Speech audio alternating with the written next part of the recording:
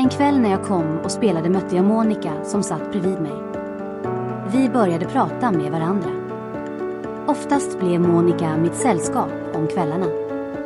Jag kände sympati för henne och den växte sig allt mer. Så småningom blev vi ett par.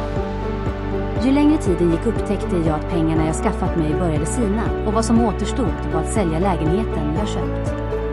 Det var en tid då jag allt mer kom in i en ond cirkel med mitt drickande, spelande och sällskapliga damer på kvällarna. Just då tappade jag kontrollen och greppet kring livet helt. Även lusten att göra något konkret försvann. Skolan glömde jag bort så att jag helt åsidosatte den. Trots att livet förvärrades allt mer fortsatte jag träffa Monica. Hon var ung, med utstrålning. Det som senare kom fram om det livet hon levde väckte en del tankar inom mig. Monica bodde hos sin pappa. Hon var ett skilsmässobarn tillhörande en djupt religiös familj. Ganska snart upptäckte jag att jag befann mig i en miljö som en hel del påminde mig om min egen uppväxt. Plötsligt påmindes jag om livet jag levt med mormor. Monicas föräldrar var extremt religiösa och tillhörde Jehovas vittnen. I likhet med det livet mormor levt höll sig även de till samma religiösa lagar. Allt mer märkte jag att Monica drog sig undan det föräldrarna begärde av henne. Hon ville inte tillhöra samma sekt. De gånger vi besökte någon i Monicas familj kom religionen snabbt på tal. Jag märkte allt mer att Monicas familj försökte övertala även mig att tillhöra samma sekt. Vid ett av tillfällena följde jag med för att besöka deras kyrka, men mest för att göra Monicas föräldrar glada. Denna dag kände jag hatet så starkt att det rös i hela mig. Allt påminde mig om mormor och det livet jag levt med henne. Under 2 år av livet med Monica var mina dagar mättade på kärlek. För det mesta var vi tillsammans. Alla de vackra stunderna lät mig att ha roligt på nytt. Monica var en liten blond tjej som ville roa sig emellanåt. När sådant kom på tal och Monica gick ut följde jag med henne för det mesta. I hennes sällskap skaffade jag mig nya vänner. Ibland försvann Monica då hon ville vara ensam. Den tiden längtade jag efter att hon ska komma hem. Efter att jag sålt min lägenhet hyrde jag mig ett rum i en enkel villa. Huset jag flyttade in i ägdes av en landsman. De gångerna Monica kom och besökte mig åkte vi oftast till hennes pappa. När jag för första gången träffade honom blev det pinsamt då han var i samma ålder som jag. Bara 1 år in i förhållandet med Monica blev hon gravid och en del problem uppstod. Ingen av oss hade planerat något sådant. I allt det som oförväntat kom ville vi ändå behålla barnet. Monicas föräldrar hade inte heller något emot det. Just då blev allt obegripligt, men till sist förstod jag att den religion föräldrarna tillhörde inte tillät abort. Trots att Monica var ung tyckte jag ändå att det var roligt att få ett barn ihop med henne. Så småningom kom dagen för förlossningen, men jag tilläts inte vara med. Monicas mamma tvingade sig på och tog min plats istället. Hon uppmanade mig att bara sitta utanför och vänta. När sonen fötts fick han det namn som Monica ensam valt. När allt var över och sonen lämnat sjukhuset fick Monica en egen lägenhet. Det var en tid då jag ville stå till tjänst och hjälpa henne. Mamman fortsatte att engagera sig dagligen och nu mer än tidigare. Hon motsatte sig att jag kom. Oftast kom hon med en del ursäkter och påstod att jag bara var i vägen. Plötsligt fråntogs jag allt mitt pappansvar och även möjligheten att umgås med det nyfödda barnet. Ju längre tiden gick avtog allt mer mina besök. Till sist träffade jag varken Isak eller Monica. Redan första dagarna då Isak fötts försvann jag helt ut ur bilden som pappa och jag hann aldrig bekanta mig med honom. Endast någon enstaka gång tilläts jag att träffa Isak. Allt mer suddades jag bort av familjen. Tiden gick och Monica fortsatte att leva ensam. Hon var ung, men tillräckligt mogen och ansträngde sig för att ta hand om Isak. De gånger Monica gick ut för att roa sig var mamma snabbt framme och stod till tjänst för att ta hand om Isak. Ibland stötte Monica och jag på varandra på något av våra gemensamma nöjesställen. Vi slutade hälsa på varandra då livet gjorde mig bitter på allt runt omkring. Jag vägrade att se mig att vara en dålig pappa. Ju längre tiden gick desto mer ensam blev jag. Kontakten med min nyfödda son försvann helt. Inte heller stötte jag på Monica. De gånger jag mötte någon av vännerna jag tidigare umgåtts med kunde de självmant berätta saker som berörde Monica och livet hon levde. Det som kom fram var att Monica fastnat i drogmissbruk. Någon berättade att hon utnyttjades av män. Ganska snart förstod jag att Monicas liv förstördes och allt gjorde mig mer ledsen. Bra länge gick jag och saknade både Monica och Isak. Det tragiska i Monicas liv blev bara värre och värre så att det inte längre var möjligt att rätta till problemen. Till sist blev Monica tillsammans med en man som ansågs vara en farlig förbrytare i vår stad. Under åren som gick misstänktes han vara inblandad i många grova brott. Människorna jag mötte berättade att han misstänktes vara inblandad i flera mord och hot. De gånger han och jag råkade mötas på stan var han alltid drogpåverkad och han dödshotade mig. Jag fick hålla mig undan och borta för att inte bli attackerad eller skadad av honom. Tiden till att Monica och jag separerade hade gått oerhört snabbt.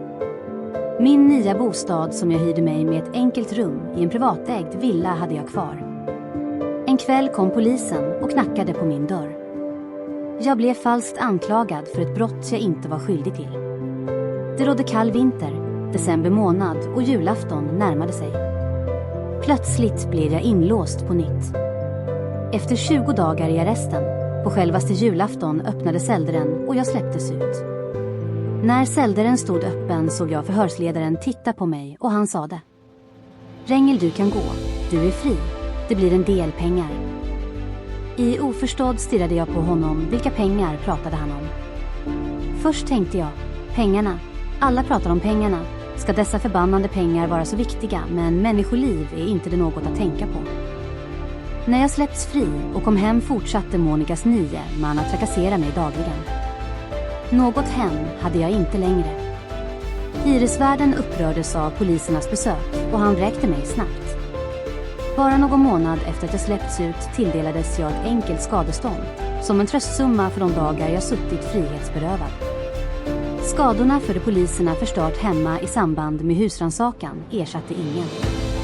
Även kläderna jag ägt blev förstörda. För att en gång oskyldigt anklagas för ett brott och mista så mycket var skadeståndet en dålig utdelning för det liv jag kämpat för att få ihop. Då tänkte jag, om jag skulle få ersättning för allt falskt jag genom livet genomlidit, skulle våra brottsoffermyndigheter gjort mig rik. Monicas nya man fortsatte att trakassera mig dagligen. Det blev allt svårare att hålla mig undan och borta ifrån honom utan att ha ett hem. Dagen då jag släpptes ut ur polisstationen gick jag och drog benen efter mig. Ute var det mörkt och kallt. Gatorna var täckta av snö och staden jag såg öde. Inga människor var ute en sådan dag. Jag tänkte på alla lyckliga familjer som satt hemma med julmaten framme. När jag lämnade polisstationen gåendes mot centrum tänkte jag, finns det någon plats dit en ensam människa kunde ta sig till? Bara kort efter upptäckte jag en skylt, vackert dekorerad med upplysta stjärnor som lyste ovanför. Då tänkte jag, den kan säkerligen leda mig på rätt väg. Efter 20-tal steg framåt stod jag vid en restaurang där det lyste svagt igenom fönstret. I min stora ensamhet tänkte jag, dit kan jag gå för att få mig lite värme. När jag öppnade dörren och kom in såg jag en ensam gäst sitta vid ett av serveringsborden. Det var Karl, cancersjuka Isas vän. Då gick jag fram för att hälsa på honom. När jag gick mot honom tänkte jag, han jobbar nog helg och är säkert i restaurangen för att ta sig en dricka. Redan då han såg mig stå utanför vinkade han in mig. När jag kom in genom dörren erbjöd han mig att sitta med honom. Innan jag satte mig frågade han, vill du ha något att dricka? Då reste han sig upp och gick för att hämta något. När han kom tillbaka undrade han vad jag gjorde ensam ut en sådan kväll. Då berättade jag att jag kom från polisen och att jag inte längre hade något hem. Sedan tystnade jag och läkaren försvann. Han bara gick och lämnade mig. När Karl gått fortsatte jag att sitta ensam helt övertygad om att han gått till sitt jobb. En kvart efter öppnades ytterdörren och Karl kom in igen. I en av händerna höll han en del pengar som han hämtat vid bankomaten. Pengarna han tagit med räckte han fram till mig och sade: "Ta dem, Rängel." Bra länge fortsatte vi att sitta och prata med varandra. Det jag berättade handlade om livet och mannen som hotade mig. Tyst och berörd satt Karl och lyssnade på mig. När även jag tystnade tog han fram telefonen och ringde till någon. Telefonsignaler hördes, men ingen svarade. I allt jag förklarade uppmanade han mig till att fly och lämna Växjö. Han verkade allt mer bekymrad. Min kväll var något lugnare då livet jag tidigare levt lärt mig att hantera allt sådant. När jag berättade mer och förklarade att jag inte haft någon plats att fly till, tog han fram telefonen och ringde på nytt. Först då förstod jag att han försökt hitta mig en övernattningsplats. 45 minuter senare svarade någon och livet verkade ha ordnat sig för mig med julafton och övernattning. Till sist bläddrade han i en tågtabell i telefonen och uppmanade mig göra mig redo att gå till tågstationen. Innan vi två skildes åt sade han: "En man väntar på dig i Malmö." Ölen var slut när vi lämnade platsen. På andra sidan vägen, bara en bit bortom restaurangen, fanns tågstationen och jag skyndade mig iväg. Jag blev en bostadslös, flyende människa som tvingades att rädda livet. Med Karls hjälp skaffade jag mig en plats för att kunna fira jul. Ett par timmar senare anlände tåget till Malmö centralstation. På pappret jag tog med var adressen till en gammal men läkarens vän. Det var enkelt att hitta platsen och snart var jag framme. Min första kväll i Malmö i ett främmande hem blev lång. Lägenheten var stor med bra utrymme. En soffa var förberedd för mig. Mannen jag träffade var i 60-årsåldern, lika ensam som jag. Första kvällen då jag kom till Malmö satt Erik och jag uppe länge då vi båda hade mycket att berätta. Ju längre tiden gick in mot natten tröttnade bådas ögon så att ingen av oss fick fram fler ord. Mest pratade vi om livet, för även Erik jag besökte hade tvingats att gå igenom elände och mycket ensamhet. Han berättade om tiden efter att han blivit sjuk. Han saknade sitt jobb och förlusten av hans familj gjorde honom ensam. Det var en tid då han och läkaren träffats. Jag tyckte att det var roligt att träffa gamle Erik. Det långa liv Erik levt staplade mängder erfarenheter på en hög. Kvällen därpå besökte vi en vän till honom. Innan vi gick förberedde han mig och berättade att mannen vi snart skulle träffa var glad i att dricka. Men jag märkte att även min vän tog sig ett och annat glas. Snart var vi på ett äventyr till ett nytt hem inte långt ifrån oss. Trots att jag inte kände till Malmö väl förstod jag att vi befann oss centralt vid det så kallade Lilla torg. En gammal gråskäggig man öppnade. Även vännen jag haft med var gammal, fast en aning mer vårdad och utan grått skägg. Lägenheten var ombyggd till ett slags konstgalleri med flera konstateljer i många rum. Jag blev nyfiken på allt så att jag vandrade runt tittandes på allt vackert som hängde på väggarna. Jag förstod att jag befann mig i ett hem ägt av en välkänd konstnär. När jag vid ett tillfälle stannade och tittade på ett vackert porträtt av en kvinna sade konstnären: "Det är mitt vackra ex, henne jag var gift med." Han fortsatte att berätta om livet. Mest berättade han om att hon lämnat honom. Jag frågade: "Hur var det att skiljas?" Då svarade han: "Ja, unge man, det som gjorde mig mest illa är inte att jag skildes. Jag blev mest sorgsen över att hon lämnat mig för en betydligt äldre man än mig själv." När juletiden var över åkte jag tillbaka till Växjö. Först tvingades jag att skaffa mig en bil. Monikas pojkvän fortsatte att förfölja mig dagligen. Ibland kunde han vara gömd i buskarna eller dyka upp från ingenstans i mörkret. Vid ett av tillfällena då jag kom körande på vägen mötte jag honom på en moped. Han tog upp ett pistolliknande föremål som han riktade mot bilens framruta. Jag stelnade till, men jag lyckades vända och han tryckte inte av.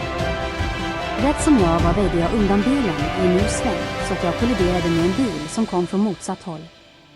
Polisen tillkallades, men mopedmannen hade redan försvunnit. Livet blev allt mer komplicerat.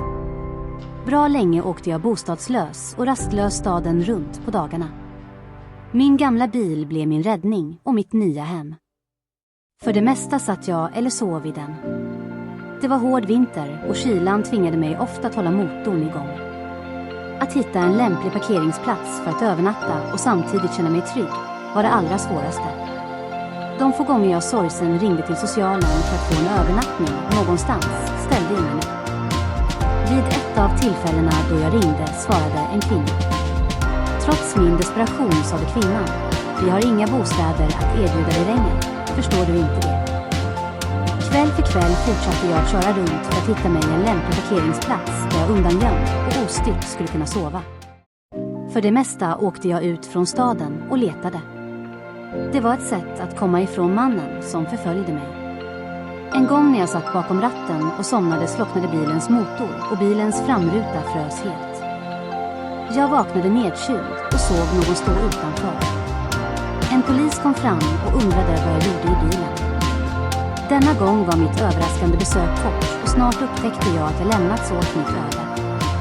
En ny natt kom och jag kunde inte somna.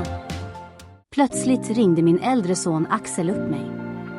Jag upptäckte att det var hans födelsedag, något som jag för första gången glömt bort. Han grät i telefonen och det chockerade mig. Jag hade svårt att uppfatta något av det han sade. Till sist hörde jag honom bedja. Pappa kom och hämtade mig. Han förklarade att Marianna slängt ut honom. Det blev för mycket i det ögonblick. Nu var jag inte kapabel till att tänka. Jag tvingades trösta och lugna ett barn, men var själv full av oredo.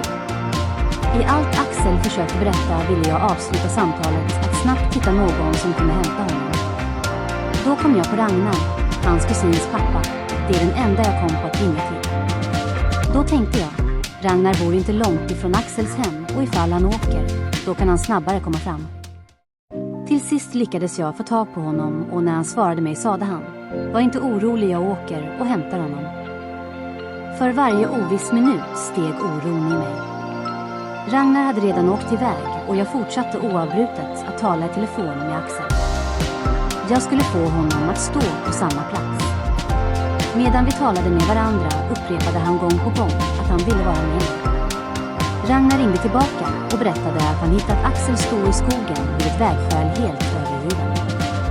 Då bad jag honom att ta med Axel hem till sitt. Till sist bestämde vi att träffas dagen därpå. Nästa dag var en sorgedag då en far med sin son satt ensamma i en gammal bil, båda bostadslösa. Bilen hade jag parkerat så att den stod centralt vid ett konditori.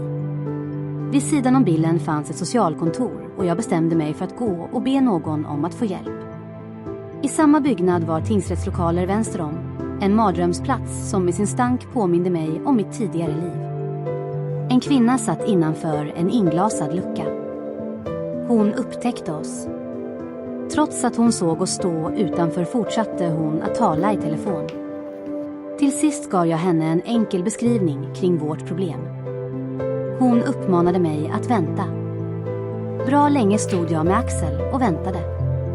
Efter ett tag kom en man som släppte in oss. Nu kunde jag ostyrt utan att någon hörde mig berätta kring livet. Det var inte roligt att i all förnedring sitta framför en maktfullkomlig människa och tvingas förklara sina problem. Just då ville jag endast undvika att berätta om livet för att inte Axel skulle uppröras för mycket. Jag ville inte att han ska behöva höra på något av livet jag själv tvingats att gå igenom. Nu väntade Axel och mig en oviss framtid.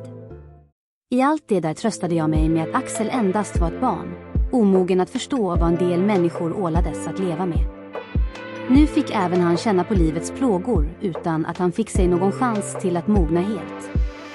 Mannen vi talade med satt bara och lyssnade framför en bostadslös far med sin son. Innan vi skildes åt sade han: "Jag hör av mig under dagen." Timme efter timme gick och eftermiddagen kom, men min telefon ringde aldrig. Under min tid som bostadslös lyckades jag ändå hitta mig en och annan övernattning ibland. För det mesta satt jag i bilen parkerad vid en mack och väntade att morgonen skulle komma. De som oftast hjälpte mig var inte de sociala, omsorgsfulla tjänstemännen. Det var enkelt folk och mest kvinnor. En tjej som ofta kom för att handla på macken där jag stod parkerad med min bil hade hört talas om min stora sorg. Det gick rykten om att Axel blivit utslängd av sin mamma. Den här kvällen erbjöd Sanna oss båda att bo hos henne. När vi dagen därpå träffades berättade hon att hon var på väg att flytta till Stockholm och att sonen och jag fick bo i hennes hem. Dagen därpå förflyttade vi oss till Sannas 3-rumslägenhet. Sakerna hon ägde lät hon vara kvar. Vi höll ständig kontakt med varandra. När 2 veckor gått erbjöd Sanna mig att ta över lägenheten och fortsätta nyttja det hon lämnat av sitt hushåll. Efter mycket pappersarbete och en del byråkrati i månader lyckades jag till sist att överta hyreskontraktet. Trots att Axel och jag skaffat oss en bostad blev det ändå svårt för en ensam far att med endast en enkel sjukersättning klara av hushållsekonomin. Pengarna räckte aldrig till. Det blev ett enkelt och fattigt liv. Dag in och dag ut gick jag och dividerade om att få pengarna att räcka till. Oavsett vad jag gjorde blev allt bara värre. Den första tiden efter att Axel och jag skaffat oss ett hem ansökte jag om att få visst anslag för en enkel hemutrustning. För var gång jag frågade myndigheterna om hjälp var det lika omöjligt. Då kom jag på en egen tanke och jag tänkte, köper jag Sannas möbler slipper hon kostnaderna för flytten. Till sist kom vi överens. I 1,5 år framöver delbetalade jag på möblerna så att allt till sist blev betalt. Ju längre tiden gick förvärrades ekonomin hemma allt mer. Axel var 14 år, ett barn i tonåren och även han ville ha saker som andra barn fick. Som en god förälder med en fattig uppväxt och ett enkelt liv bakom sig ville även jag ge honom något av det jag aldrig fått själv. När jag ibland tänkte på en del saker som Axel önskat sig mindes jag egna dagar då mamma kom hem med en cykel som hon köpt till mig. För att åstadkomma att köpa Axel något tvingades jag att svartjobba ibland. En sommar skaffade jag mig ett svartjobb på ett järngjuteri. Tidiga morgnarna åkte jag 15-tals mil för att jobba. Jag åkte innan människorna vaknat och solen gått upp. Järngjuteriet jag besökte var litet, något primitivt byggt och jobbet tungt. Hela min arbetstid gick jag i tjock och svart damm med gjutgodset framför mig för att sedan slipa allt för hand. När dagen var slut tvingades jag i timmar att skura av hela min kropp. Det var omöjligt att få bort all smuts. Ibland hade ingen av oss killar tid till att tvätta sig då vägen hem var lång. När jag efter avslutad arbetsdag körde hem domnade båda mina armar och smärtan kom. Då tröstade jag mig. Jag ska bara få ihop pengar till att köpa Axel en moped som jag har lovat. När 2 veckor gått och lönen kommit hade jag slutat jobba och mopeden skulle hämtas. Trots att jag erbjöds att jobba mer orkade jag inte fortsätta utan istället tvingades jag uppsöka sjukhusvård. I vårt hem förändrades inget. Allt mer halkade vi efter med våra hyror. Att flytta till någon mindre bostad som ett billigare alternativ kändes helt omöjligt då socialen krävde att Axel skulle ha ett eget rum. När det spontana livet kommit och hyrorna lastats på hög blev det allt svårare att gräva sig ur problemen.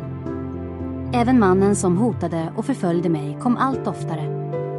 Han snokade snabbt och fick reda på att vi fått ett hem och då kom han och stod hotfullt utanför. På kvällarna när Axel och jag kommit hem tvingades vi allra först att se oss runt omkring och bakom huset. Oftast turades vi om. De gånger då vi parkerat bilen gömde vi oss bakom garage för att se ifall något mystiskt var på gång. När natten fallit och Axel och jag gått för att lägga oss var det svårt att somna av rädsla för att samma man skulle komma och bryta sig in. En kväll kom galningen körandes på vår gräsmatta i en stulen Saab och han saknade körkort. Han verkade vara påverkad av något. Vid ett av tillfällena ringde han på en grannes dörr då han var på väg till oss. Vi insåg till slut att livet vi levde var farligt. En natt var jag ensam hemma. Det var min första barnlediga dag. Det var en helg, men på vardagarna gick Axel vanligt till sin skola, en bit utanför staden. Nu skulle han till mamma. Under den korta tiden som Axel var hos mig lyckades jag upprätta någorlunda bra kontakt mellan dem. Efter en del upprepade diskussioner mellan Marianna och mig lyckades jag övertala henne att Axel måste tas om hand av oss båda. Samma kväll ringde det på vår dörr. Efter mycket tveksamhet gick jag för att öppna. En god vän hade bråkat med sin tjej och han hade stuckit ifrån henne. Då han kom in läste han av i mitt ansikte att att jag var orolig och han undrade vad som var på gång. Plötsligt hördes en bil brumma högt utanför. Då blev jag så rädd att jag bestämde mig för att berätta för Jesper vilken skräck jag och sonen levde. Det jag berättade berörde honom och han tyckte synd om oss båda. När jag berättade det vi råkat ut för sade Jesper: jag ska försvara er. Han lämnade mig ensam i köket. Det dröjde inte länge förrän Jesper kom tillbaka med ett gitarrfodral på ryggen. Jag skämtade och frågade honom: har du blivit musiker? Han släppte ner gitarrfodralet på golvet och drog i kedjan för att visa vad som fanns inuti. Ett gevär stack ut. Ilsket och skakigt tog han ut geväret och drog i magasinet för att ladda det fullt. Ingen ska hota dig och ditt barn, sade han. Efter att vi suttit tysta ett tag hörde samma bil komma. Denna gång brummade det ännu mer nedanför vår balkong. Då gick Jesper och jag fram och såg samma ilskna man köra på vår gräsmatta. Bilen sladdade runt i en ring och nedför vår balkong med en motor som vrålade. I det ögonblicket sprang Jesper ut för att jaga bort vår fiende. Jesper kom aldrig tillbaka. Dagen därpå läste jag i vår lokala tidning att en man åkt fast i en vild polisjakt. Utifrån det som tidningen skrev kunde jag räkna ut att det var min vän. Polisen hade låst in Jesper. Bara någon månad efter att Jesper åkt fast inträffade en allvarlig trafikolycka inte långt ifrån vår stad. Samma lokala tidning skrev om olyckan. Föraren till bilen blev allvarligt skadad. Det man skrev om verkade stämma bra överens med mannen som dagligen förföljde oss. Man skrev om att han blivit så pass skadad att man inte visste ifall han skulle överleva. Då önskade jag att han skulle dö. Just då tänkte jag mest på all smärta som han orsakat Axel och mig. Efter ett tag kom det fram att man lyckats operera honom och att han fortfarande var vid liv. Att vår fiende blev skadad gjorde genast livet lugnare för en tid. Trots att han åtdragit sig en del allvarliga skador fortsatte han att hota oss. Till sist blev för mycket, så att jag bestämde mig för att försvara Axel och mig. Sista gången han gav sig på mig var mitt på ljusa dagen.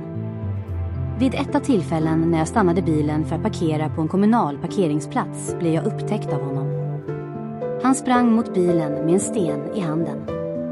Allt gjorde mig förbannad att jag gick ut helt beredd på att bemöta honom med våld. Efter att jag skräck åt honom på mitt moderspråk vände han och gick. Några narkotikamissbrukare gav sig på Axel ibland. De verkade vara för fega för att ge sig på mig. Vid ett av tillfällena ringde en missbrukare på Axels telefon och dödshotade honom. Han påstod att Axel var skyldig honom 20 kronor. Ju längre tiden gick desto farligare levde vi. Idag när jag tänker på all den tid jag tvingats att gå igenom frågar jag mig själv: vad gör man inte för att försvara sina egna barn? Just då lät jag ingen göra Axel illa. Tiden jag levde med Axel var oftast ansträngd, men det livet gav mig mycket glädje. Jag behövde inte vara ensam.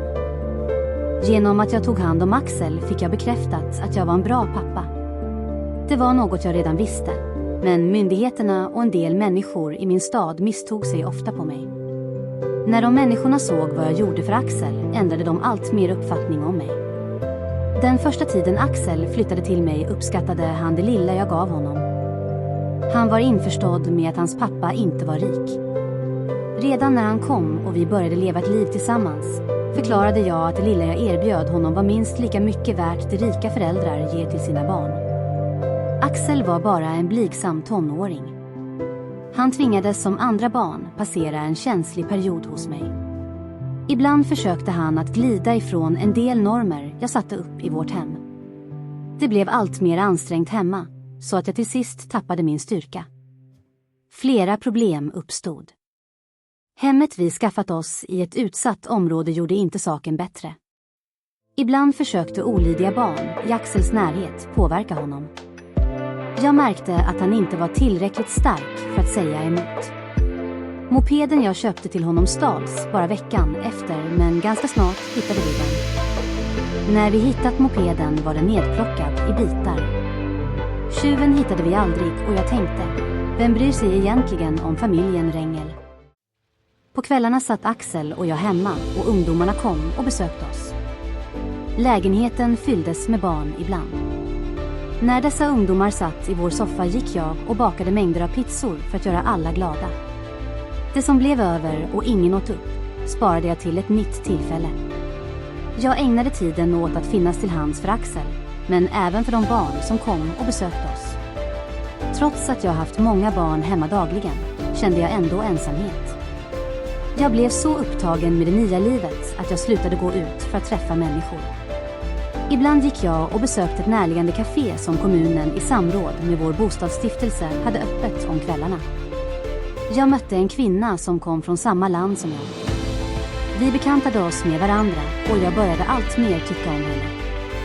Vid 8-tiden på kvällarna när kvarterskafet stängt kom Katarina och besökte oss. Ganska snart visade det sig att även Katarina hade barn, men att de vuxit sig stora. Bara 1 år efter att vi blivit tillsammans upptäckte jag att Katarina var annorlunda. Jag började allt mer förstå att hon inte hade planer på att hoppa in i ett nytt familjeliv. Katarina hade vant sig vid att vara ensam och vägrade att flytta och bo ihop med någon. Allt mer såg hon Axel vara i vägen för henne. Till sist kom hon med krav på att jag skulle slänga ut honom. Det blev för mycket och jag blev förbannad. Jag valde att göra mig av med henne istället. Ju äldre Axel blev, desto tuffare blev livet. Axel slutade helt att lyda mina order med de normer jag satt upp. Dessa normer var bara ett sätt att skapa ett bra liv åt honom framöver. Inget skulle vara som det liv jag levt, tänkte jag. En kväll försvann Axel från vårt hem och var spårlöst borta. Dag efter dag åkte jag staden runt och letade efter honom. Ibland stannade jag bilen och satt i den länge. Jag satt och natten bara kom. Vid ett av tillfällena kom en polisbil körandes och poliserna undrade vad en gammal skurk gör sittande i bilen på en parkeringsplats. Jag fortsatte att leta kväll efter kväll och till sist hittade jag Axel. Katarina jag bekantat mig med i vårt kvarterskafe hade en väninna och det var hon som gömde Axel i sitt hem. Jag upptäckte Axels jacka hänga i hennes kök. Då ringde jag till henne men hon förnekade att Axel var hos henne. Till sist tvingades jag att ringa polisen. Nu kom de snabbt för att hjälpa mig. När poliserna kom och vi stod utanför Lottas hem ringde de på hennes dörr. Lotta öppnade och Axel stod bredvid henne. Då tog poliserna hand om Axel och förde bort honom från Lottas hem. Nu fick även han åka med i en polisbil. Just då kände jag mig tvingad till att markera och visa att det var jag som var förälder och pappa och att ingen annan än jag skulle bestämma. Trots kärleken jag kände för Axel lät jag honom låsas in av sociala myndigheter för att de skulle ta hand om honom. De låste in honom bland stökiga ungdomar, men även sådana som föräldrarna inte orkade mer eller hade stött bort. När Axel satt intryckt bak i polisbilen och de förde bort honom, skar det i mitt hjärta. Han var arg och tittade ut mot mig med vrede. Genom bakrutan såg jag honom ilsket visa upp sitt lilla finger. Då skar det ännu mer i mitt hjärta så att tårarna kom. Denna dag återvände jag ensam hem och kände att jag misslyckats med allt. När jag kom hem började jag sakna honom. Beslutet jag fattat denna dag gick helt emot mitt hjärta. Dagen därpå ringde jag till Axel. Han bad mig att komma och besöka honom. Det var inget jag behövde tänka på särskilt. Jag skulle trots min sorg visa honom att jag alltid fanns till hands och att jag även fortsättningsvis tänkte stödja honom. Samma dag på morgonen startade jag bilen och åkte iväg. Hemmet dit jag åkte och där Axel tagits om hand låg 2 mil utanför Växjö. Byggnaden var placerad något avskilt bortom en liten industri. När jag parkerade bilen utanför var Axel redan ute. Han väntade vid entrén på att jag skulle komma. En del nyfikna ungdomar stod samlade runt omkring. Många verkade inte haft någon som besökt dem och de blev extra nyfikna. Hemmet jag besökte verkade vara i sin ordning. Vårt första möte blev kort med en del besök framöver. Dagligen åkte jag för att träffa Axel. För var gång jag kom märkte jag allt mer att personalen försökte få bort mig. Ibland satte de konstiga hinder i vägen, som om de inte ville att jag skulle komma för att träffa honom. Det kunde vara något som de bara hittade på. När sådant hände blev vi båda ledsna. En gång när jag kom bemöttes jag av personalen med stor arrogans. De visade allt mer auktoritet mot mig redan då jag kom. När det hände kände jag att de lyckats att ta ifrån mig papparollen. Ju längre tiden gick märkte jag att personalen i samråd med de sociala myndigheterna jobbade för att få bort mig. Även Axel märkte allt sådant och ville slita sig loss ifrån dem. Han grät och berättade att i hans rum var det lika varmt och att det var just den konkreta orsaken till att han hade huvudvärk. Då beslöt jag mig för att ta med honom hem. När jag talade om för personalen att vi åker motsatte sig plötsligt någon. En kvinna försökte att hindra oss från att gå därifrån. Just då gällde det att snabbt markera och visa att det var jag som var pappan och att det var jag som frivilligt låst in min son. Den dagen åkte vi båda till vårt hem. Livet fortsatte hemma som tidigare. Axel blev snällare för var dag som kom. Att vara tillsammans blev plötsligt roligt på nytt. Det som störde oss hemma och i livet var våra räkningar, men även hyror som allt mer staplades på en hög. När Växjö bostadsstiftelse upptäckte att vi inte hann med våra hyror kom vräkningen. Sociala myndigheter som jag tvingats att hålla kontakt med såg hela vår tragedi endast vara till sin fördel. De verkade inte vilja något annat än att vi föll helt ner på marken. På ett sådant sätt insåg de att de hade sin bästa chans att ta Axel ifrån mig. Jag kände att jag inte hade kapacitet att kämpa emot längre. Inte heller var jag kapabel till att på egen hand gräva mig ur problemet. Till sist ansökte jag om att få hjälp med hyrorna, men då var inget möjligt längre. En dag när Axel och jag satt hemma kom ett brev med posten adresserat till mig. Brevet som kom var annorlunda med många vackra frimärken klistrade utanpå. Genast misstänkte jag att något underligt måste ha hänt. När jag öppnade brevet förstod jag att pappa gått bort. Kroatiska myndigheter skrev och ville att jag kom för att hämta arvet efter honom. Nu tvingades jag åka till det land där allt mitt tragiska liv börjat. Nu uppstod nya problem, för pengar att resa hade jag inte. Inte heller kunde jag lämna Axel ensam hemma. Bra länge gick jag och funderade på något. Jag sökte upp en tidigare god vän för att få låna pengar till en enkel bussbiljett. När biljetten var ordnad återstod endast att försäkra Axels trygghet hemma. Jesper, som tidigare skyddat oss, blev släppt så att jag sökte upp honom. Till sist kom han hem och lovade mig att ta hand om Axel den tiden jag var borta. När allt var ordnat tänkte jag på huset som pappa ägde. Jag tänkte, skulle huset vi ägde vara sålt, då bör det ändå finnas pengar på hans konto. Sedan tänkte jag, även pappas öde kan vara en bra lösning på våra problem. Dagen efter åkte jag buss till Zagreb. När jag satt längst bak i bussen intryckt mellan människorna hade jag svårt att koncentrera mig då jag tänkte på Axel hemma. Jag hade ansvar för honom och jag undrade, vad gör han hemma nu? Efter många timmar inträngd i en fullsatt buss bland stökiga människor anlände jag till Zagreb.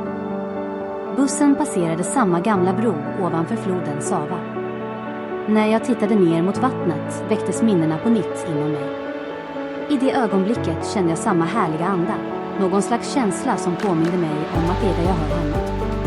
Nu tänkte jag på vad som kunde ha hänt mer under åren jag varit borta.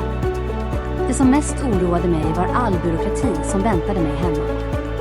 Jag visste inget kring begravningen eller om den var ordentligt avklarad. Dagarna innan jag åkte hade jag ringt min barndomsvän Avo och nu skulle han och jag mötas ett par stationer innan bussen kom fram. Efter min långa resa, trött och sliten, lyckades jag komma fram. Plötsligt stod jag framför en del småhus i det slumkvarter där jag som liten lekt. Mormors hus låg fortfarande bredvid. Avo stod bredvid mig. Nu berättade han att hans mamma kommit på besök från Amerika. Han berättade också att hon bodde på ett hotell, då huset han bodde i nyligen rasat ihop i en naturkatastrof. I allt han berättade försäkrade han mig om att även jag kunde bo på samma hotell. Senare på kvällen besökte vi hotellet och även jag fick ett rum. Under hela min vistelse i Zagreb stöttade han mig. Avo lånade mig pengar som jag behövde i väntan på att pappas tillgångar skrevs över. Allt han lånade mig skulle vi göra upp senare. Under tiden jag väntade på att papporna skulle bli klara gick jag och såg mig runt i staden. Mycket hade hunnit förändras under de åren jag höll mig borta. Första kvällen besökte jag många platser. Jag gick runt överallt så att minnena väcktes till liv. Stundvis blev allt för mycket då jag tvingades att minnas mycket elände. Jag höll mig borta från hotellet för att inte allt för mycket störa Avos familj. När jag stod i centrum såg jag många barer runt. En av dem kände jag inte igen sedan tidigare. Då blev jag nyfiken och jag gick in. Stället såg helt skumt ut. Denna kväll drack jag en del då tankarna tyngde ner mig då jag påmindes om saker jag gått igenom. Musiken hörde jag brumma i bakgrunden och lustiga typer rörde sig runt omkring mig. Efter en del tomma glas framför mig bestämde jag mig för att gå därifrån. Notan skulle betalas och en man kom snabbt fram. Plötsligt upptäckte jag att någon skämtade med mig. Inget överensstämde med det jag drack. Kyparen begärde att jag betalade 10-dubbelt. Då blev jag så fundersam att jag fortsatte att sitta kvar. Trots att jag drack en del med full koll på pengarna försökte ändå någon att lura mig. Ganska snart utbröt panik bland personalen då de ville att jag skulle betala. När en del i personalen cirklade runt mig kände jag allt obehag. Då besökte jag toaletten men hade glömt att ta med mobilen och jackan hängde kvar på stolen. Jag gick till toaletten för att se vad för pengar jag hade i fickorna och ifall jag hade räknat fel. När jag bara minuterna efter återvände till samma plats insåg jag att jag levt farligt. Passet i jackan var borta och även mobilen. En av servitörerna kom genast fram och krävde att jag skulle betala allt. Han förklarade att ifall jag inte betalade så skulle jag inte få tillbaka mitt pass. Då blev jag förbannad men även orolig för vad mer som kom att hända. Ju längre jag satt oviss och rädd uppstod skarpa ordväxlingar mellan personalen och mig. Till sist lugnade jag mig så att jag sansat kunde kompromissa. I allt jag kom på lovade jag de hotfulla männen att jag skulle komma och betala allt dagen därpå, ifall de lät mig gå. Jag bad om att få en dricka till. Kyparen gick med på det och gav mig en grogg. Plötsligt blev alla nöjda. Då tittade jag på min färska grogg som stod framför mig och jag tänkte, vem har lurat vem? Trots att jag själv suttit inlåst bland tuffa anstaltstyper med olidligt folk var ändå kvällens möteskummaste av alla. När problem uppstod var den mest pådrivande mannen i baren. Redan då jag kom cirklade han runt mitt bord. Jag fick uppfattningen att det var han som höll istället. De gångerna han stod bredvid mig skrämdes jag av att se hans kroppshållning, men även hans glansiga kolsvarta ögon som stirrade mot mig. Nu när jag i efterhand tänker på allt som försiggick denna kväll frågar jag mig, hur kunde jag just då, i allt det där behålla lugnet? Jag lyckades lugn och sansad få de dumma typerna att tro på mig så att det gav mig mer dricka. Även passet och telefonen lyckades jag att få så att allt till sist stod på bordet framför mig. Redan då jag kom tyckte jag att det var märkligt med alla låsta dörrar. När jag kom in och tittade mig runt omkring insåg jag snabbt vad för plats jag befann mig på. Nu i efterhand när jag tänker efter glädjer jag mig över att jag förhandlat, då chansen att fly varit lika med 0. När jag dagen därpå träffade Avo på hotellet berättade jag inget om det som hänt mig. Morgonen därpå när jag vaknat besökte jag en närliggande advokatbyrå. Avo var med och han satt bredvid mig. Han hjälpte mig att se på papperna så att allt skulle gå rätt till. I och med att han bodde i Kroatien förstod han sig bättre på allt papperskrångel. Att hantera bodelningen hemma var sig inte likt det vi har i Sverige. Som arvtagare fick man allra först betala advokatens arvode så att han sedan skrev på papperna. När allt var betalt och advokaten skrivit på tog det inte lång tid för att se vad pappa ägde. När jag satt mitt emot advokaten med allt han bläddrat igenom hoppades jag att husets pengar skulle finnas bland allt det där. Till sist fick jag syn på pappas bankkonto. Ganska snart upptäckte jag att pappas förmyndare tagit det mesta av det han ägt. Pappa, men även mamma blev plundrade på allt de två skrapat ihop. Det man lämnat och det som var kvar av allt var endast en liten summa pengar. Nu när jag vistats några dagar i Zagreb kände jag starkt avsmak för att vara kvar. Jag blev bitter på den otäcka kväll jag varit med om, men även myndigheterna som tillåtit min sjuka pappa att plundras. Dagen då vi lämnat advokaten fortsatte Avo och jag att gå från bank till bank, ovetande om vilken av dem som höll i pappas pengar. Efter mycket letande lyckades vi till sist hitta banken. Redan då jag stod vid kassan uppmanades jag av kassörskan att komma dagen därpå. Pengarna fick beställas och hämtas allra först. I Kroatien rådde samma bankprocedur som den vi har hemma. 19 000 euro var på väg att hämtas. Innan vi lämnade kassörskan sade tjejen innanför luckan: bra att ni kom, för ifall ni kommer senare så skulle inga pengar finnas kvar, för förmyndaren är här dagligen och hämtar ut pengar. När vi åkte iväg trodde jag aldrig att jag någonsin skulle komma att få se några av de pengarna. Inte heller gladde jag mig åt ifall jag skulle lyckas få några av dem. Vad jag mest tänkte på var alla våra obetalda räkningar som väntade på mig hemma. Med mina kronofogdeskulder och allt jag hade att betala såg jag ingen möjlighet till att få behålla något av det. Natten före mitt bankbesök var en av mina längsta. Jag kände att det krävdes ytterligare en och annan grogg för att förstå att imorgon kan alla mina och Axels bekymmer vara borta. Av och min vän var extra trött då han dagen innan varit på en dialysbehandling. Båda hans njurar hade lagt av. Avo stod mig alltid närmast under min barndom. Nu när jag träffade honom var han inte lite längre utan även han hade skaffat sig en familj. På dagarna gick han sjukskriven, men frun jobbade på flygplatsen. De hade en 10-årig flicka. Familjen hade svårt att överleva ekonomiskt och få pengarna att räcka till. I allt det svåra fick Avo även ta hand om sin gamla mamma som kom från Amerika. Första dagen jag kom berättade han om sin allvarliga sjukdom. Även för honom handlade livet om pengar. Nu tvingades han transplantera minst en njure för att kunna leva vidare. När han berättade om livet och saker som drabbat honom och hans familj planerade jag att avsätta en summa pengar som en gåva för att han snabbt ska bekosta den livsnödvändiga vård som han behövde. Det kändes helt rätt att ge en god vän en peng ifall jag kunde rädda livet på honom. Trots att Avos hus hade förstörts fortsatte han ändå att bo kvar i det. På dagarna kom jag och besökte honom. När det blev mörkt ute och kvällen kom gick jag tillbaka till hotellet. För det mesta påträffade jag Avos mamma uppe. När ingen av oss kunde somna satt vi vakna och pratade om livet. Hon berättade att hon kommit till Kroatien för att dö i sitt land. Det var sorgligt att höra en gammal människa berätta något sådant. Ett par dagar efter besöket på banken uppstod nya problem. Nu oroade jag mig över ifall jag skulle lyckas att ta pengarna ur landet. Då kom jag på en tanke.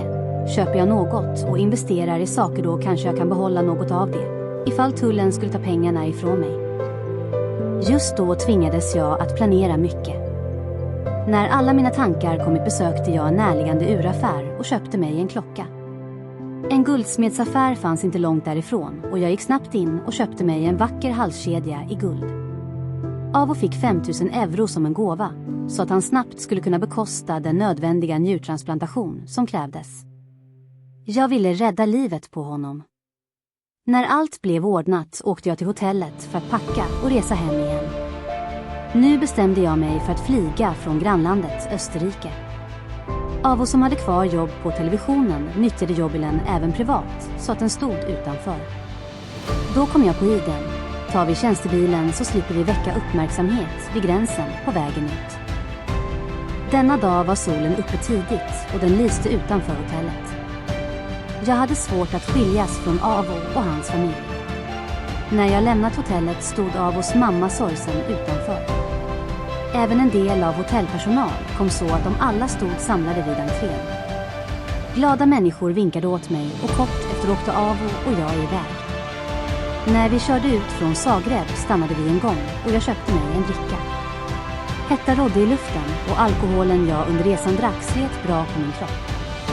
Det tog inte lång tid förrän vi lämnade Kroatien och bara någon timme efter stod vår bil vid den kroatiska gränsen.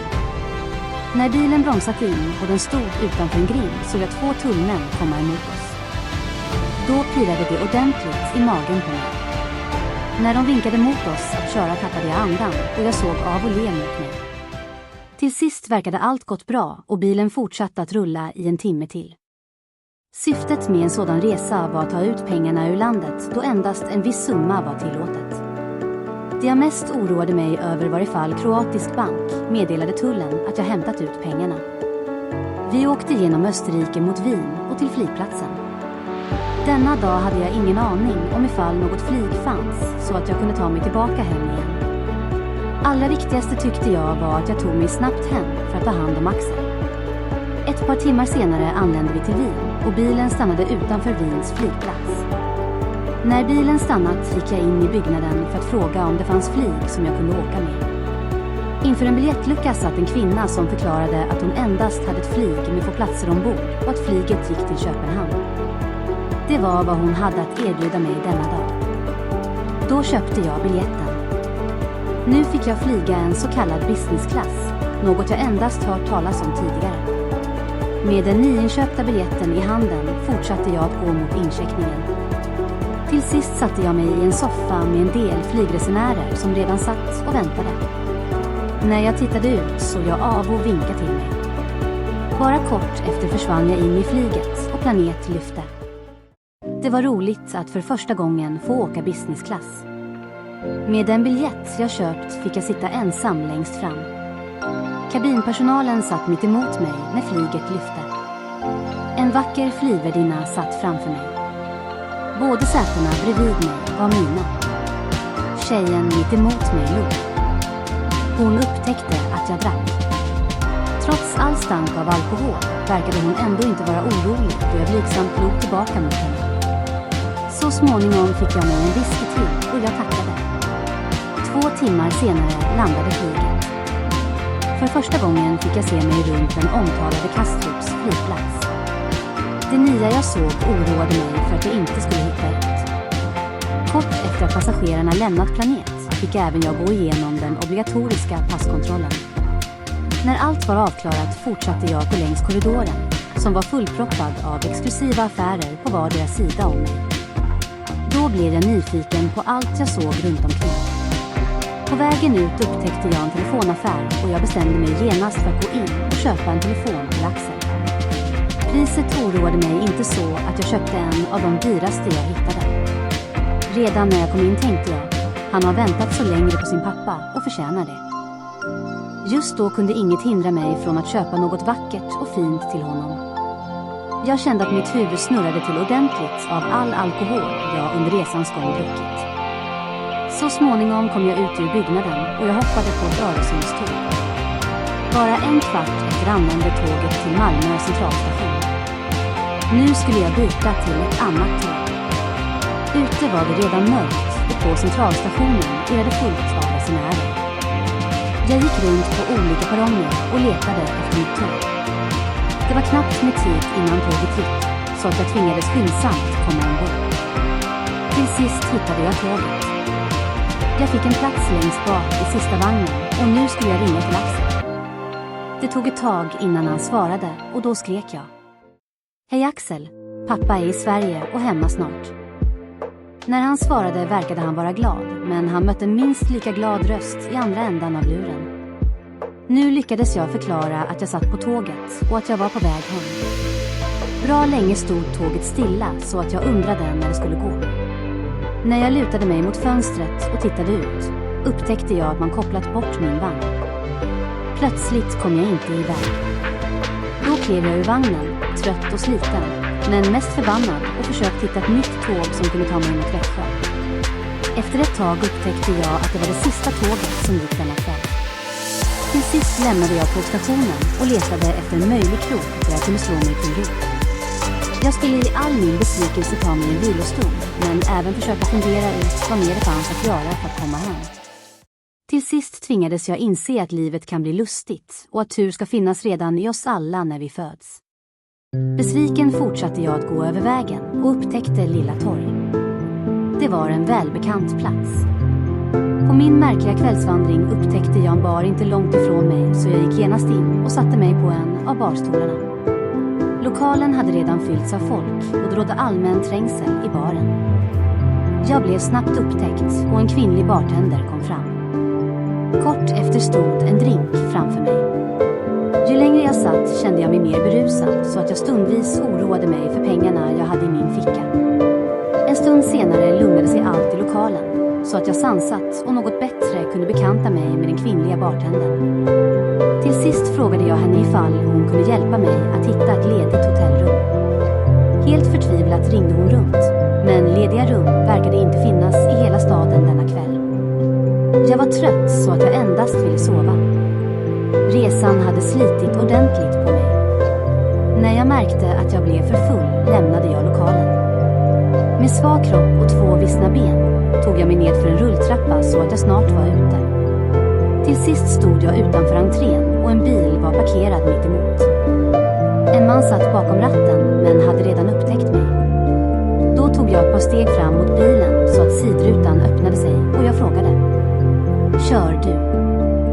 "Ja, vad vill du åka?" frågade en sidländsk man på en enkel svenska. "Jag ska till Växjö", sade jag. Mannen som frågade blängde på mig och därefter sade han: "Vet du var Växjö ligger?" Plötsligt verkade han haft svårt att förstå mig. I ett par minuter pågick en slags förhandling mellan honom och mig, men han verkade ändå vara van vid att köra berusade kroggäster om kvällarna. Då frågade jag på nytt: "Vad vill du ha för att köra mig hem?" Just då hade jag ingen lust att förhandla då allt i hela mitt huvud bara irade. "Ge mig 2000 kronor", sade mannen. "Okej", sade jag och jag hoppade snabbt in i bilen. Mannen jag åkte med verkade vara nöjd och vi pratade lite grann. Jag avslöjade aldrig vad jag varit och vad jag haft i mina fickor. Redan då bilen lämnat Malmö föll jag in i sömn. Trots obehagligheter lyckades jag ändå komma välbehållen hem. Axel och jag träffades igen. Nu var han överlycklig över att se sin pappa komma hem. Han var glad för att jag kom med pengarna så att vi 2 kunde fortsätta vårt liv tillsammans. När jag dagen därpå vaknade tog jag itu med att reda ut allt kring vårt boende. Hyresskulderna till bostadsstiftelsen var allra först på dagordningen att betalas så att vi kunde behålla vårt hem. När jag besökte bostadsstiftelsens kontor beklagade jag kring allt som inträffat. Jag förklarade att jag trots allt som hänt oss var beredd att betala de pengar vi var skyldiga. Helt förkrossad och bedjandres stod jag framför en kvinna för att få betala skulden och behålla lägenheten, men hon verkade inte förstå att vi måste ha ett hem.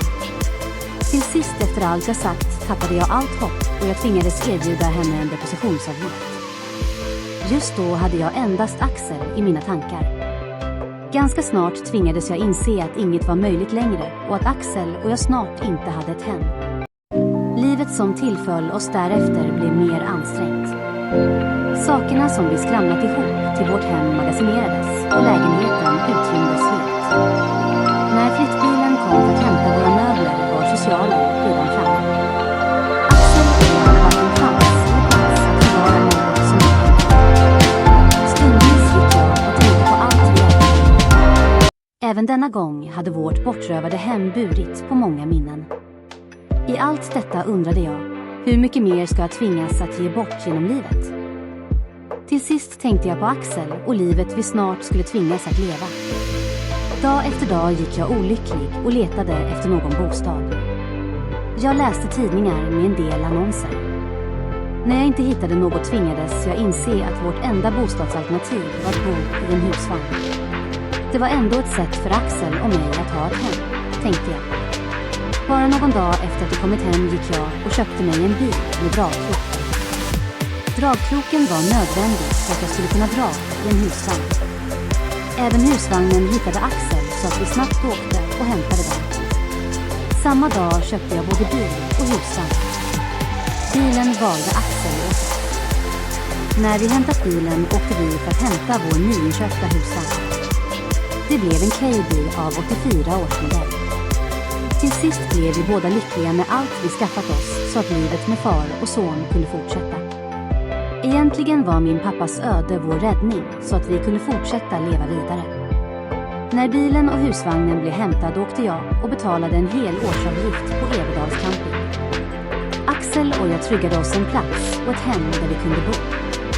Campingen låg en kilometer i utkanten av staden med vacker utsikt över en sjö. När allt kring vårt nya boende blev ordnat åkte jag till en bilskola och bekostade en körkortsutbildning åt Axel. Axel skulle snart fylla 18 år. Körkort drömde han om som alla barn då de blivit myndiga. När även det blev avklarat och bilskolan betald fick Axel pengar så att han kunde köpa sig en del kläder som han saknade. Nu skulle han vara fin på morgnarna när han gick i skolan och mötte andra barn, tänkte jag. Just då ville jag ge honom mycket. Ganska snart var vårt campingliv igång så att vi började leva det nya livet.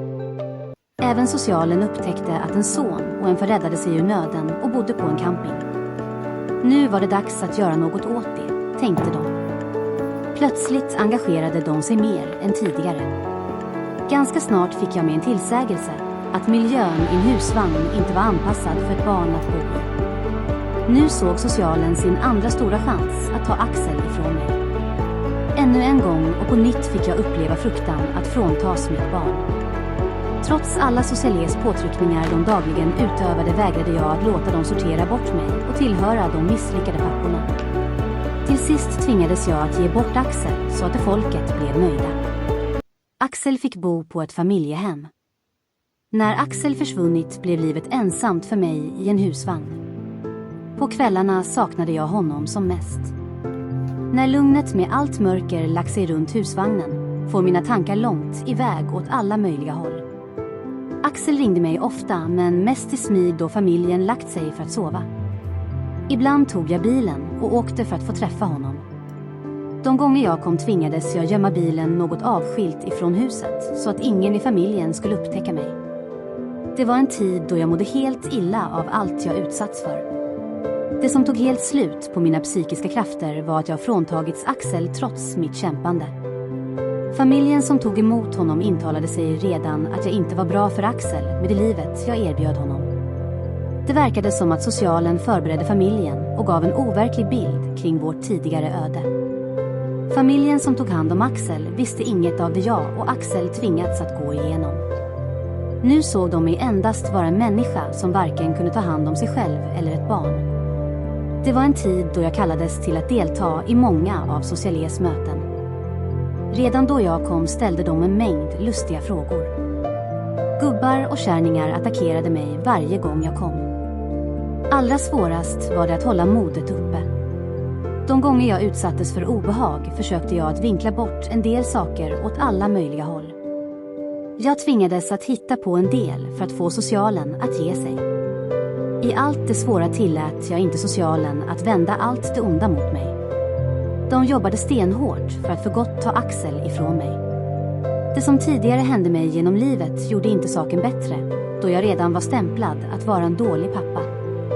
Idag kan jag bara gå och undra varifrån all den kraften och styrkan kom ifrån, så att jag sansad kunnat bemöta deras falska ansikte. Man kan lätt säga att Axel var känslig för sin ålder, men inget av det skilde honom från andra barn. Snarare kan jag tro att bland oss människor uppstår det en del kommunikationsproblem. En del begriper sig inte på att alla barn tvingas gå igenom en känslig ålder.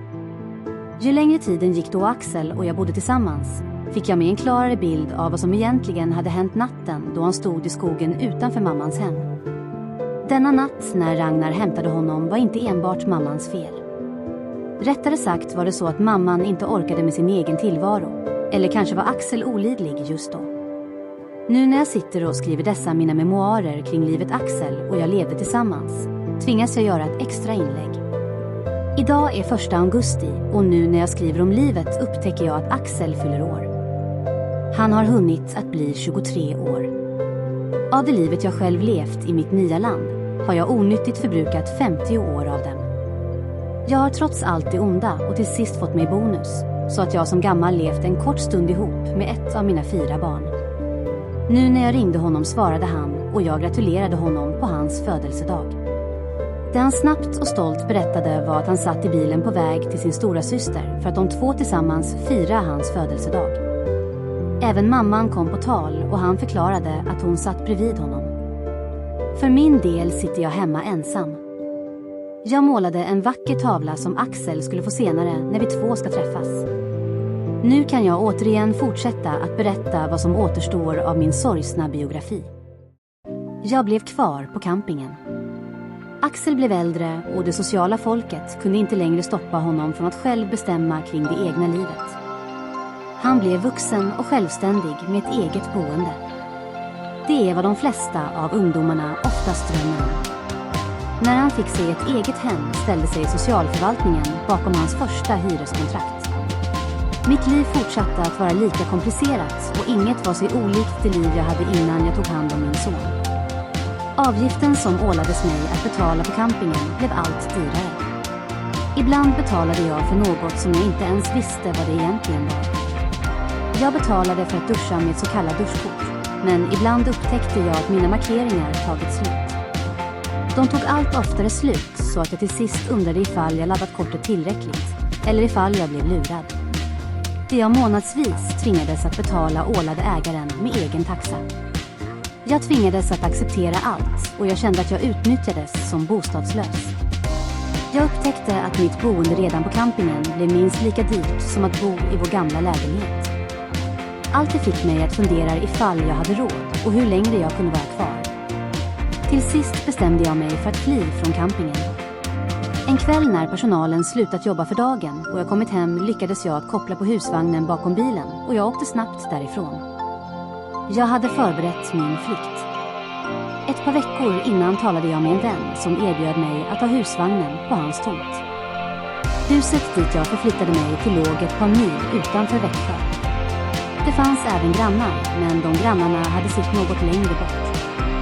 Jag ställde husvagnen avsiktligen nära ett garage, så nära att jag på ett sådant sätt kunde få ström från garaget. Husvagnen tvingades jag att ställa något olämpligt i en skarp kurva nära huvudgatan.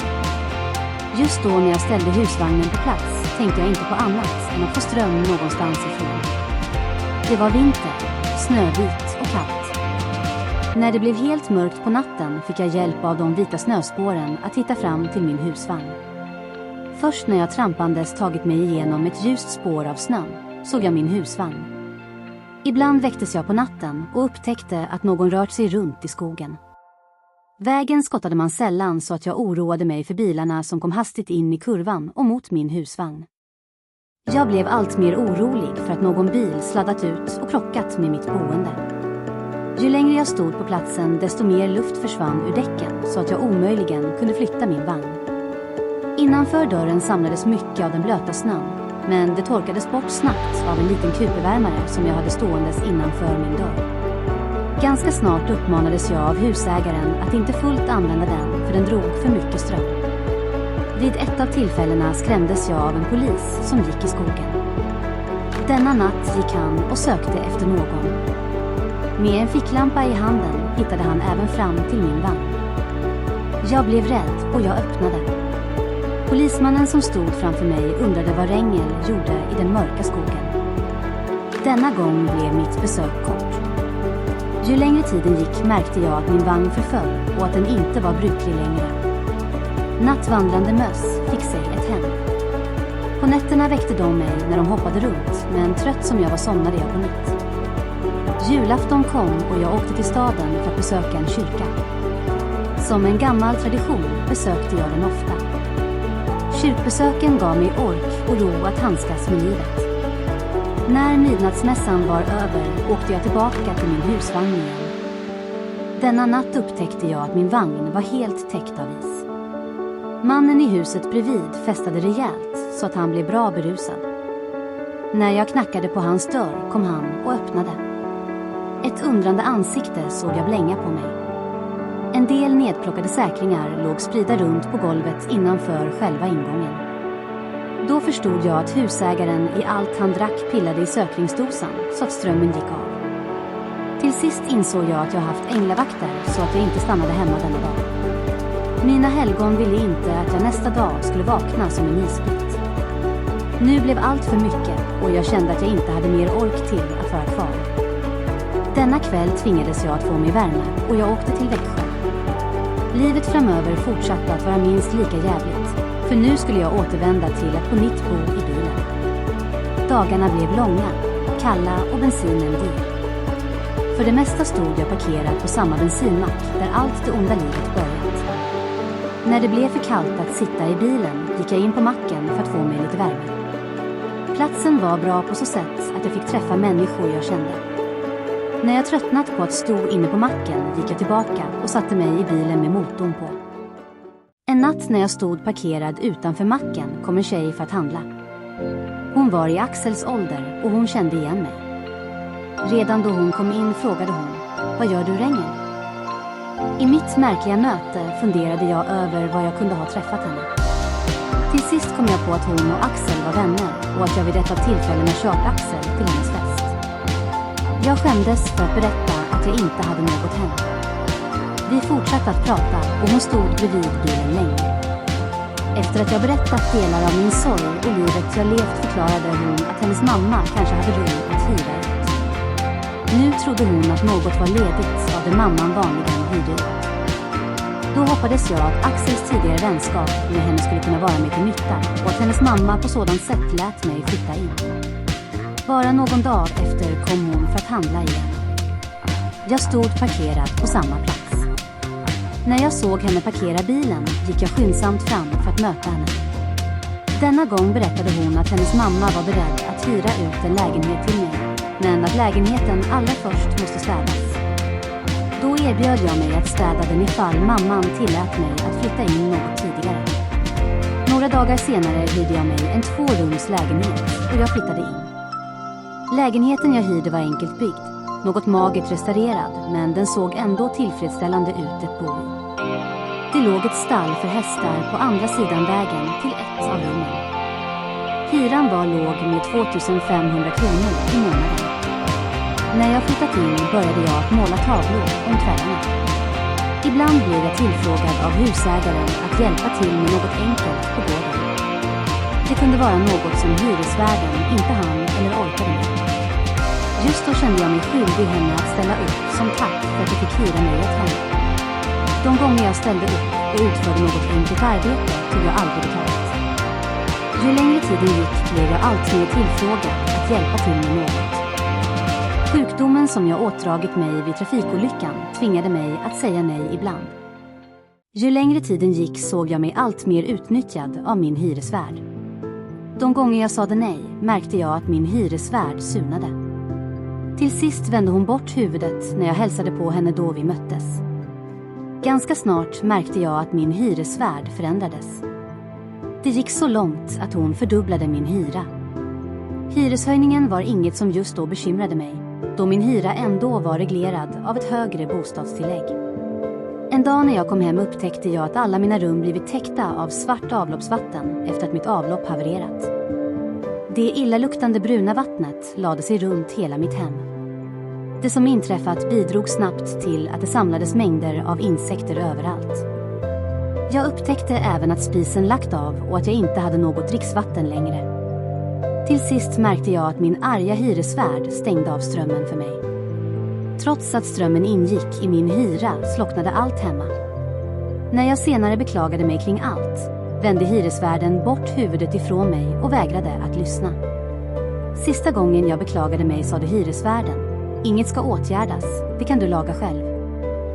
Trots alla de obehagen tvingades jag ändå att fortsätta bo i samma hem. Det var en tid då jag inte hade någon plats att fly till. Jag oroade mig för att jag skulle bli mer och allvarligare sjuk. Maten kunde jag inte laga längre. Det var något som jag gladde mig åt redan då jag flyttade in. När jag lagade maten sänkte jag levnadskostnaderna då min magra sjukersättning tvingade mig att leva enkelt.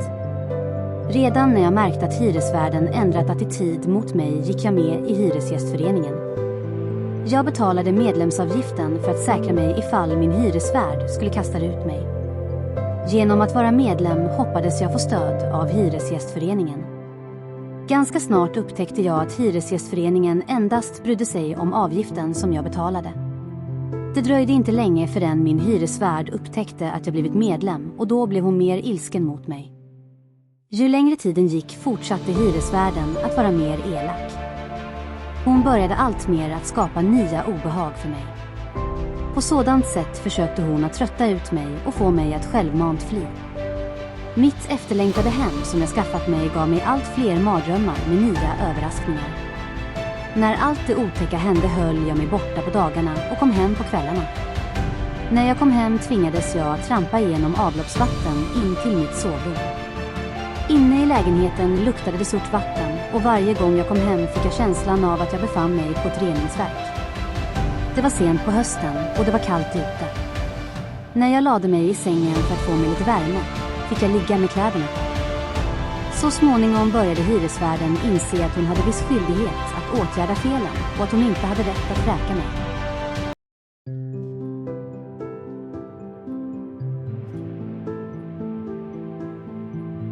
En dag ringde jag och kallade på hälsovårdsmyndigheterna och bad dem att komma. En kvinnlig inspektör svarade och vi bestämde oss för att mötas. Bara ett par dagar efter kom hon. När hon kom in på gården upptäcktes hon av min hyresvärd. Hyresvärden kom snabbt ut från ett hus bredvid och eskorterade henne nedåt stallarna. Även jag var hemma och väntade denna dag. När jag såg inspektören stå utanför min dörr släppte jag in henne. Då trängde sig hyresvärden in. När jag själv försökte att gå in i mitt hem påtalade inspektören genast att jag stannar utanför, då lagen säger att en objektiv undersökning ska göras. Denna dag konstaterade hon att bostaden jag hyrde inte var anpassad till ett permanent boende. Inspektören krävde att en del fel ska åtgärdas ifall någon människa skulle kunna bo i ett sådant hem. Redan då jag flyttat in och en del krångel uppstått försäkrade jag mig mot alla eventuella incidenter som kunde drabba mig. Jag tänkte, jag var redan otursdrabbad som människa. När mitt hem förstördes ringde jag mitt försäkringsbolag och bad någon att komma hem. Jag ville att de med sina egna ögon skulle se det som inträffat. Så småningom kom en man. Han var otrevlig redan då han kom. Ett par dagar efter att han undersökt hemmet fick jag mig en symbolisk summa pengar för kläderna som inte gick att använda längre. Det försäkringen ersatte denna gång var kläderna som fastnat i tvättmaskinen dagen hyresvärden stängt av min ström. Kläderna som låg instoppade indränkta i en korg bredvid ersattes inte. Idag när jag vet en del förstår jag mig bättre på vad orsaken var till att jag inte fick ersättning fullt ut för allt som blivit förstört. Jag kan knappast påstå att mitt försäkringsbolag som jag anlitat var på min sida när allt hände. Några månader efter att olyckan inträffat kom en del okända människor och besökte vår gård. Halloweenklädda typer gick runt och de hade något slags fest. Efter det besöket insåg jag och förstod bättre varför mitt försäkringsbolag jag anlitat inte hjälpt mig fullt ut. Människorna som kom och stormade gården denna dag var representanter från mitt försäkringsbolag. Chefen på vårt lokala försäkringskontor i Växjö fyllde 50 år och de anställda uppvaktade honom. Även hyresvärden var på plats denna dag och de roade sig och gick runt. De roade sig nära mitt hem tillsammans med hyresvärden på hennes arrenderade mark. Trots alla obehag tvingades jag ändå fortsätta att vara kvar i mitt hem. Till sist hade jag varken ström eller något dricksvatten längre.